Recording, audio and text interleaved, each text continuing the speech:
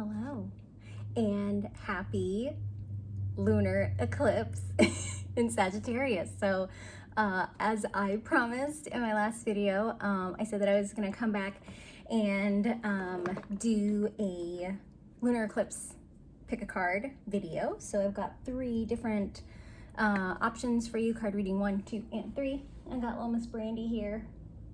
She's just, look at her, she's just chilling. She was letting me pet her with the thing, the brain scratcher. Look at that little belly. She is such a diva. She's really feeling this like Venus in retrograde. Oh, this might get a little X-rated, so I apologize. That wasn't part of the script. But I have some family visiting this week, so I'm gonna just do a really quick reading. I also got 3 new card decks, so I'm gonna use 2 of them. And I have pulled 1 card from Osho Zen Tarot. I have a crystal in here that he lives with this deck. So this is the Osho Zen Tarot deck. So I've pulled a card from there. That's going to be our kind of overall message. And then the next deck that I pulled from is a new one. This is the Sacred Traveler Oracle from Denise Lynn. So if you have any of her cards, like they're just really, they're just beautiful. I just love them. I love all the cards. The backs of the cards are really pretty too. It has like a mandala on the back. And who doesn't like little mandala? It's kind of similar to this little guy that I have.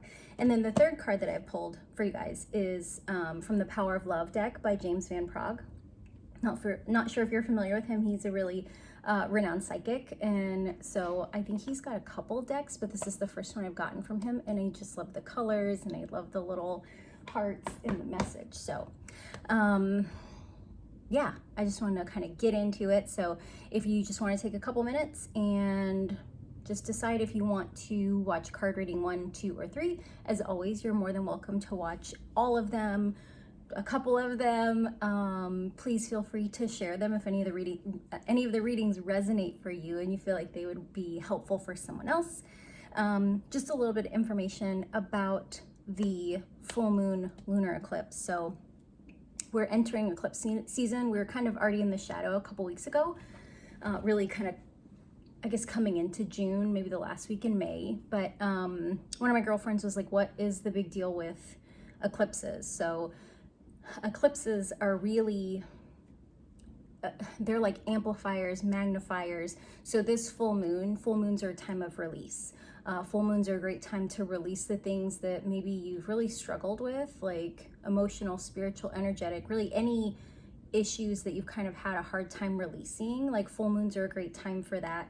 And a full moon eclipse is pretty much that release on steroids, which probably sounds kind of negative. This full moon eclipse, because it is in Sagittarius is the archer. If you're familiar with astrology, so Sagittarians love knowledge. They love kind of dogma and like the structure of religion. They love that kind of knowing like what is right and what is wrong, like really, really learning. They also are eternal optimists. They love to travel, you know, because it's really kind of part of that learning, that forward momentum. So because Sagittarius is such an optimistic, on the really positive side of the Sagittarian traits, it's such an optimistic sign. Like this release during this full moon eclipse is going to be more of a dissolving than a purging. So sometimes when we have, gosh, like a full moon in Scorpio likes to dive really, really, really, really deep, all the way down to the bottom of the ocean before it comes back up. And that diving is really like the purging, like digging in to kind of, not to be really gross, but kind of, when I think of purging, it's more like food poisoning. And like when I think of dissolving, it's kind of like when you get a sunburn and the burn goes away, but like your skin kind of just peels off on its own, you know, like the pain happened up front, but the dissolving is like that your body's just releasing this kind of old skin that's burnt. So this is going to be, I feel like intuitively, I feel like it's going to be one of the more gentle releases that we've had over the course of this year, because there's been so much kind of upheaval, you know, politically, culturally, socially, astrologically, you know, emotionally. There's been a lot of stuff that's coming up. And now is the time that, like, we've kind of, I did a lot of gardening this morning with my mom, so it's like we did all the raking and kind of weeding and stuff like that. And this is now the time where we're kind of taking the old soil, putting it in a bucket and like spreading it somewhere else, you know, where it's like we're just kind of transporting it. It's really easy movement. It's not all the digging and weeding and all that hard stuff. So this full moon eclipse in Sagittarius is going to be like a really big energetic shift, but it's not going to be really clunky like we felt before. It's not going to be like learning how to drive stick shift. It's like, you know, being a master driver in a Porsche, like just driving away from whatever you don't want to deal with. So if you want to take a couple minutes and choose card reading 1, 2, or 3, or all of them, whatever you would like. So if you chose card reading number 1, Ben is here to give you your reading. Just kidding. Do you want to sit with me? Come on, bud. He's meowing at me. So if you chose card reading number 1, the first card that I have for you is, Ben, the first card reading I have for you is the intensity card. And so could this be any more Sagittarian? I mean, come on. So we've got intensity. This is just forward momentum, like shooting forward, all the colors of the chakra, this bright white beautiful light, this person who's like really focused on forward movement, like we are getting it. So if this is the card reading that you chose, like you are really in a place where you're ready to release, really kind of like get away from all that stuff and just shoot forward. You know, you are like the arrow that the archer is about to launch. So this is awesome. Like, who doesn't, you know what I mean? Like, who doesn't want this? So that was the first card. The second card I have for you is from the Sacred Traveler deck. And like, look at this, look at the back of this card. So pretty, so pretty. So the message that I have for you, I think it's my favorite when like the cards work together and like, oh, I just love it. So the Sacred Traveler Oracle message I have for you is rainbow blessings. Blessings are showering your life. Rainbow blessings. Rainbow intensity. I mean, like wherever it is that you are deciding to shoot forward in your life, there's just some really big blessings that are coming, which is just like, it's beautiful. So I'm just gonna let you look at this for a couple seconds and just see the good stuff that's coming for you. And then third, the Power of Love card that I pulled for you is responsibility. You are aware of the power of your thoughts and the amount of love you express. And of course, this is another rainbow card. I love all the colors. Yeah. So there is some intense forward momentum that is coming for you. You're going to be shooting yourself forward into like this time of blessings. This, you know, these blessings are just going to shower your life. And also understanding that there is, you know, some responsibility that you are, I feel like you're releasing some responsibility. So for me, it feels like some of these darker colors that you're releasing, not necessarily dark as in like negative, bad, but they're on the edges. These are the things that you're moving away from. You're moving into the light. This responsibility message says you are aware of the power of your thoughts and the amount of love you express. So it feels to me like there were things that you were taking responsibility for that are not truly your responsibility, and you're going to be shot forward into a place where you are able to use your power so that you don't have to carry responsibilities that are not yours. So you're really moving, shifting, growing into a place that's more in alignment with what you're supposed to be doing, which is really centered around love. So whatever it is that brings you love, whatever it is that allows you to operate in love, that's where you're going. So if you chose card reading number 1, that was your reading. Card reading number 2. The card that came up for the Osho Zen Tarot deck is completion. So you are ending, I mean, full moons are a period of endings. You know, it's a time when we can close things out. It's a time that we can release things because we're done with them. So this completion is really like the end of a life lesson that you've been through. So if there's some major stuff that you've been moving through, like we can see this last piece of the puzzles coming into, you know, it's being put in place, and we're able to see like the total picture. You're able to see why things happen the way they happen, why things didn't happen the way you wanted, what you were supposed to learn from things, how you're supposed to move forward. Like, just, you're coming into a time of completions. And this is just really positive. Like, you are done with a lesson and you get to move forward. The Sacred Traveler Oracle card that I have pulled for you is Vast Vistas, and it says expand your horizons. So now that you have completed one life lesson, it's time to move on to something new. You know, maybe you're moving out of your comfort zone. Maybe you're just taking some time to look around and see, what is it that I want to explore? You know, do I want to explore this valley? Do I want to move towards these waters? Do I want to come up here? Or do I want to go deeper into the forest? Like, so much is open to you. And I just love this little box that he's like climbing out of. Like, it's just almost like this rebirth, you know, that like we've completed one thing and we're starting something new, which is really the cycle of life, right? And then the Power of Love card that I pulled for you is commitment. You dedicate yourself to your beliefs wholeheartedly, knowing that love is the essence of your very being. So this might be a new venture that you're taking on. This might be that you're really committing to something that is just for you.